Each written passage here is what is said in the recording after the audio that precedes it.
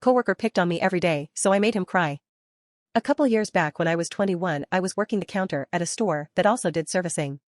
We had a shop in the back with 2 technicians. I'll start with saying that I am someone who can take most teasing and doesn't have a hard time getting along with people, but there's only so much a person can take until you reach a breaking point. And I showed exactly that to this dude that didn't know when to stop. He was your classic 8-year-old mind in a grown man's body. He was also terrible at his job. Never did anything right and just a bully in general to all of us but mostly me, because I was the only one who put up with it. He would always sneak up and poke me in the ribs while I was at my desk, and I would jump and sometimes hurt my neck. I'd laugh it off uncomfortably trying not to be an asshole. He just didn't understand social cues either, like you'd really have to drill things in. He would jokingly punch me all the time, say no when I asked him to do things, and just make work harder than it had to be. He thought he was just being funny, but it was annoying as hell. I had asked him many times to stop. Nothing. I told him to grow up one time and stop touching me all the time when I was in a bad mood.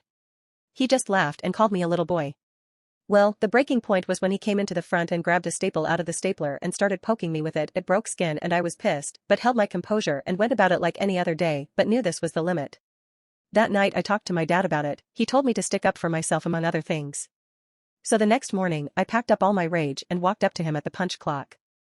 I told him that I like him as a person, but if he continued touching me and bothering me when I repeatedly asked him to stop, we were going to have a problem. He laughed. This dude just laughed.